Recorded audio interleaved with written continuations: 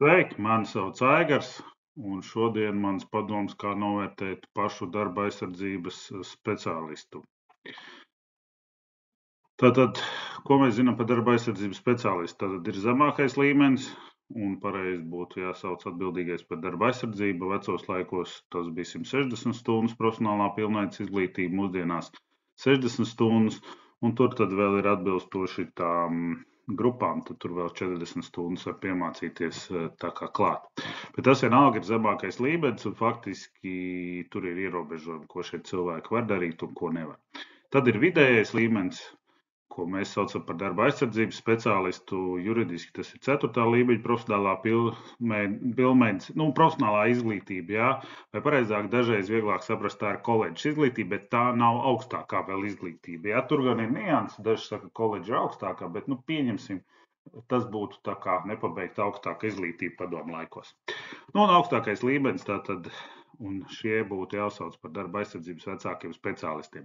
Profesija klasifikātorā tur ir vēl darba aizsardzības inženieri un struktūra vienības vadītājs, kaut kas tam līdzīgs, bet principā tas ir, lai sajauktu smadzenes cilvēkiem. Ja mēs pastamies arī šajos te noteikumos par apmācību, tur ir šī te gradācija un šī te speciālisti, un ja mēs tur negribam kaut ko šausmīgi gudri izdomāt, tad faktiski tā tas ir, un tā tos cilvēkus vajadzētu arī saukt. Lūk, un tad ir vēl tāds jēdziens par kompetentu speciālistu. Tātad viņš ir darba aizsardzības vecākais speciālists, kurš sāk iet recertifikāciju pēc pirmajiem 5 gadiem. Tad kad viņš pabeidz augstāko izglītību, pirmos 5 gadus viņš tiek pieskaitīts pie kompetenta speciālista, un pēc tam, kad paiet 5 gadi, tad, lai viņš varētu sniegt pakalpojumus vai strādāt kā individuāls komersants vai strādāt kompetentā institūcijā, viņam ir jāiegūst šis te kompetentā speciālista diploms. Un tāpēc ir tāds jēdziens, viņš šeit ir ieviesies, un principā nav tāda amata kā tāda, tas ir tā kā, kad tāds, smukuma nosaukums, jā, tā kā, nezinu, kā savādāk pateikt. Jā, bet vienalga tie ir, atceramies, darba aizsardzības vecākie speciālisti, tātad ar augstāko izglītību. Bet viņiem ir savi, kā mēs redzam, kaut kas jāizdara, lai viņi varētu strādāt un sniegt šos te pakalpojumus.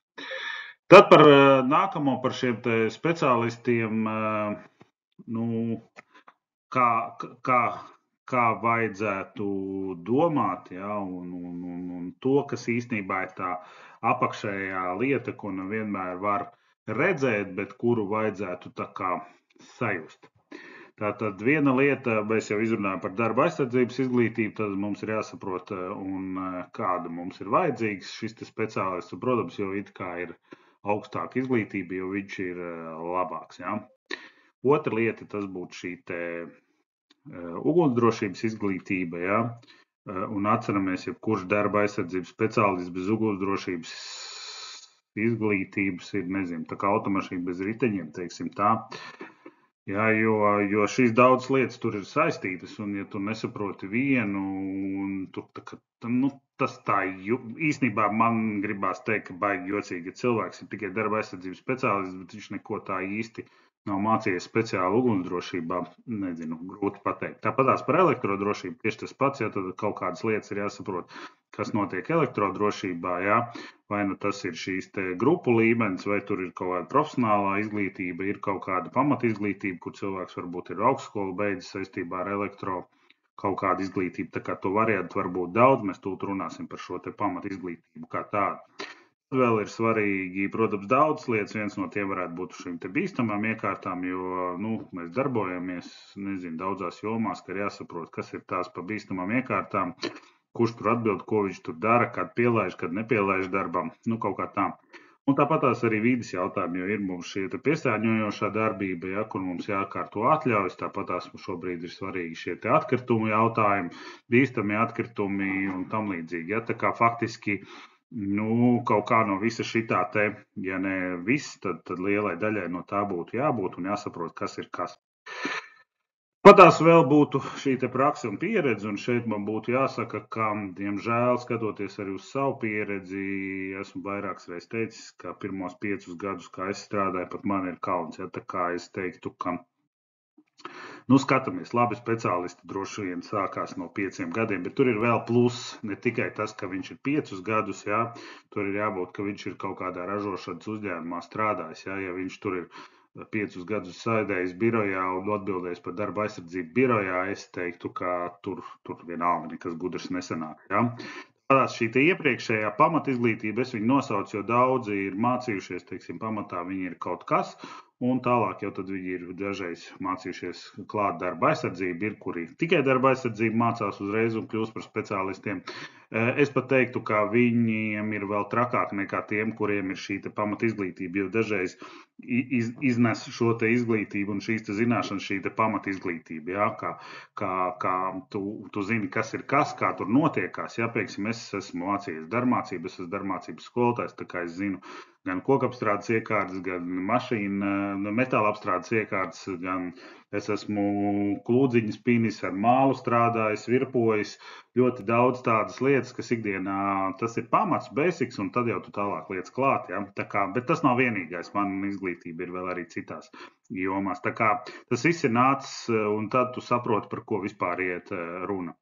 Jā, un, protams, ka svarīgi ir, ka šis cilvēks tomēr ir pastrādājis vai nu kā kompetents speciālists vai kompetentā institūcijā, jo tad tev ir ļoti daudz klientu un faktiski tev veidojās šī te pieredze, ka tev katru dienu ir kaut kādas nianses, ar kurām tev ir jācīnās. Tur vienam tā, vienam šā, un līdz ar to tas dod tikai to pievienoto vērtību. Ja, kā es teicu, ja tu atrodies vienā uzņēmumā, tur viss strādā ar datoru, tur nekas tāds būtisks diez vai var notikt, neviena būtiska avārija vai būtiskas lietas, ko tev jāatrisina.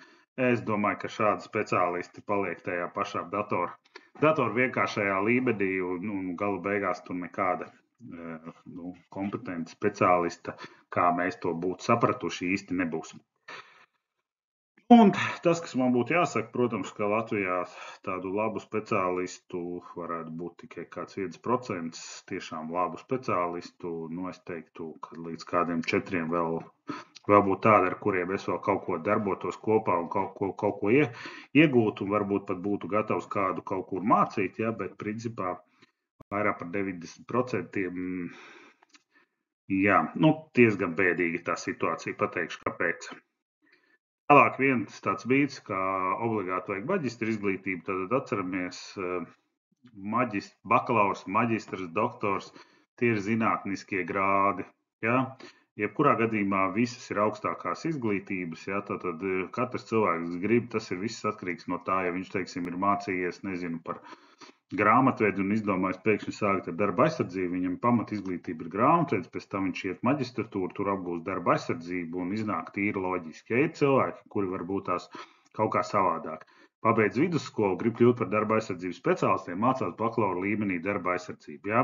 Kā mēs redzam, no tā Latvijā nav atkarīgs, diemžēl visos līmeņos ir vāja apmācība, bēdīgs. Tas stāvoklis ir vienkārši bēdīgs un turpat nav būtiski, ja daži saka, ka maģistra izglītība Latvijā darba aizsardzībā ir augstā līmenī, tad es pilnīgi nevaru tam piekrist. Uz 2024. gadu, diemžēl, ir ļoti, ļoti bēdīgi. Par pārējiem ir tieši tas pats stāsts. Ja? Tā kā, ja cilvēki iedomājas, ka viņi 4 gadus pamācīsies darba aizsardzību, ja? Bakalaura līmenī vai 2 gadus maģistratūrā un tagad kļūst baigi krutiem, diemžēl man jāsaka, ka ir diezgan bēdīgi. Tā kā no šādiem, kas ir tikko beiguši, domājam, vai mums tādus cilvēkus vajag. Un, protams, ka vēl ir visu nosaka šī te lieta, ko šis cilvēks, cik viņš ir spējīgs mācīties. Ja? Tā kā tāda ir lieta. Pēc vīds, ko daudzi saka, ka, lai nāk, ka jau mēs viņu apmācīsim un atceramies tātad visu, protams, kā es arī piekrītu, nosaka potenciāls, un ir cilvēks, kurš varbūt pat neko daudz nezina no darba aizsardzības, bet viņš ir iekšā un diezgan ātri mācās, un tas ir tā spēja mācīties. Es esmu redzējis arī tādus darba aizsardzības speciālistus, kurš sēž īsti neko sevī neiegulda, un faktiski viņš ir tikai nosaukums, nevis darba aizsardzības speciālists. Ja, bet tas ir daudzās nozarēs. Ja mēs varam arī pateikt par elektriķiem vai par santehniķiem, ka labu santehniķu vai laiku elektriķus arī var saskaitīt uz rokām. Tieši tāpatās ir arī darba aizsardzībā. Ja, tā kā nevajadzētu domāt, ka darba aizsardzība tagad ir pēkšņi daudz savādāk. Ja. Tāpat par kvalitāti mēs varam teikt, ka labi kvalitātes speciālisti arī nav daudz. Protams, ka šie kursi, kas iet, viņu nav tik daudz, kaut ko tur salasīt var, bet principā šobrīd viņi ir orientēti vairāk uz šo te pašu pamatu, un vēl es sāku ar pašu pamatu, ar šīm te profesionālo pilnveidu uz šo līmeni, un, teiksim, cilvēks, kurš grib kaut ko iemācīties, kā jau vecākais speciālists, ja, kursos tā iespēja kaut ko šausmīgi iemācīties būs ļoti. Tur būtu daudz ļoti jāsaka, lai es teiktu, ka ļoti maza. Ja? Lūk, un tur, protams, ir tās tēmas, ir vienas un tās pašas, ļoti specifisku lietu tur nav, un tur vairāk ir visādas citas lietas. Tāda, diemžēl, tā situācija ir jāmeklē kāds cilvēks vai kāda laba kompetenta institūcija ar labiem cilvēkiem, kur var mācīties, ja tiešām grib, vai jāatrod uzņēmums tāds, un jāliek sevi iekšā, un es vienmēr pasaki, kas ir tavi draugi darba aizsardzībā, un es pateikšu, cik tu labs speciālists esi. Ja? Lūk, un noslēgumā, pirms mēs ejam, es gribu tikai teikt, ka es esmu tiešām bijis uzņēmumā vienā vismaz, varbūt, ka man jāpadomā vairāk, kur bija cilvēks ar maģistra izglītību, man vēl tur aizbraucot, uzņēmumu vadītājs stāstīja, ka es tā apmēram atbraucu ar bakalaura izglītību, un kā es tagad maģistru ņemšu, un tā, bet īstenībā man bija kauns par to, ko šis te maģistrs darba aizsardzībā tur bija izdarījis. Tur bija bēdu ielai. Teiksim, vienkārši nelamājoties, tur bija bēdu ielai. Kā lai forša dzīve drošā darbā, atceramies, pajautājam apkārtējiem, prasam labus speciālistus, skatāmies, pamēģinām, un gan jau varbūt tās katram izdosies, un beigās būs ok. Tā kā nevajag domāt, ka viss ir tikai galīgi slikti.